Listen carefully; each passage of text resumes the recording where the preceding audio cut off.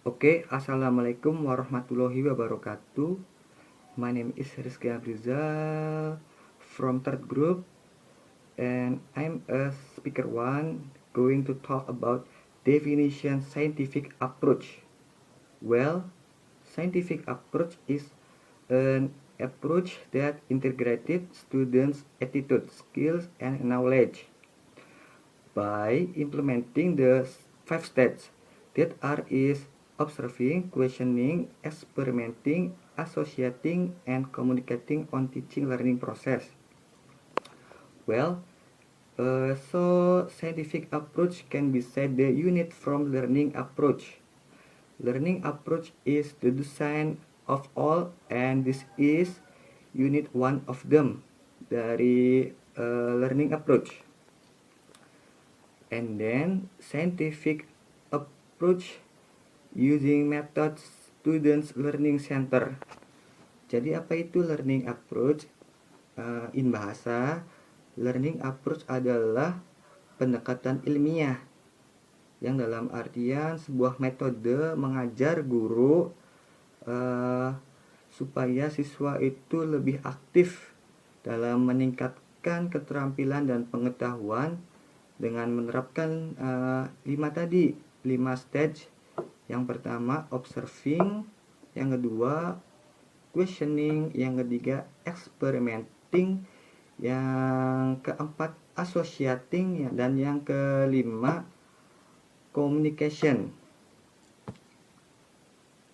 And approach itu menggunakan metode learning center, yaitu fokus kepada siswanya, bukan kepada gurunya. Yang misalkan ngajar, gurunya harus ngomong nerangin, tetapi ini sebaliknya, siswa yang diharuskan lebih aktif dalam pembelajaran. Let's continue about the principles of scientific approach. The first, student learning center. The second, learning of the student self-concept. And the third, on fault verbalism. And the fourth, learning to improve of the student thinking ability. And the fifth, provide opportunity for the students to practice in communication skill. And the last, the process validation of concept, laws, and principles that constructed by students in their cognitive students. Jadi intinya garis besarnya dalam scientific approach adalah metode yang dilakukan dalam guru dalam mengajar agar siswa itu bisa lebih aktif dan bisa menerapkan observing, questioning, experimenting, associating, and communication, yaitu dalam pembelajarannya itu bereksperimen atau penelitian. Intinya seperti itu. Namanya juga sains. Sains itu adalah ilmiah atau penelitian. Dan selanjutnya akan dijelaskan oleh Amanda. The continue is by Amanda. Assalamualaikum warahmatullahi wabarakatuh. My name is Amanda Putri. I'm the second speaker of the third group. I wanna explain about the stage of scientific approach. There are 5 stages. The first one is observing. Observing is the teacher explains some material and students analysis related about the material. The second one is questioning. Questioning is the teacher asks to students that must have questions related to material or process of constructing knowledge. The third one is experimenting. Experimenting is the students doing analysis work or observation, or students must read sources. The fourth one is associating. Associating is students' discussion in group and solving problem together in group. The fifth is, or the last, is communication. Communication is the students present result discussion with the teacher. Okay, next, this is the factors contributing teacher difficult implementing scientific approach. There are 4 points. The first is students' lack of critical thinking. The second is students' difficult finding answer. The third one is students' inability in analyzing material. And the last one is students' lack knowledge. Okay guys, that's all from me. Sorry if a lot of mistakes. Thank you and wassalamualaikum warahmatullahi wabarakatuh. Assalamualaikum warahmatullahi wabarakatuh. My name is Miftahul Jannah and I am the last speaker of this group from group 3. And now let me discuss about what are the criteria of scientific approach. So you can see on the PPT slide, there are 7 criteria to determine whether the method are scientific approach or not.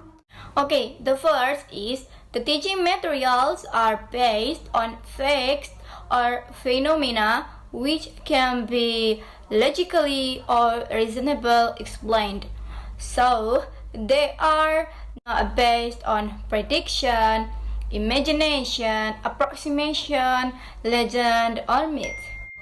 Second is the teacher's explanation, the student's response, and then the teacher and student's interaction are not based on subjectivity and wrong logic. The third is the teaching materials support and inspire students to be critical in thinking, analyzing, and accurate in identifying, understanding, resolving problems, and applying the materials learned. The fourth is the learning material foster and inspire students to hypothetically think, and when seeing diversities, similarities, and links in the learning materials. Fifth, the learning materials is foster and inspire students to understand, apply, and develop objectivity and rational thinking in responding to the learning materials. Sixth, the materials are built on the basis on empirically valid concepts, theory, and facts. Well guys, the conclusion is, it can be concluded that scientific approach by the teachers is called the approach used in a teaching and a learning process, which is expected to produce a productive, creative, and innovative students, not only in science or skills, but also in their attitude. And then the last point is the difficulties that face the teacher in applying this scientific approach.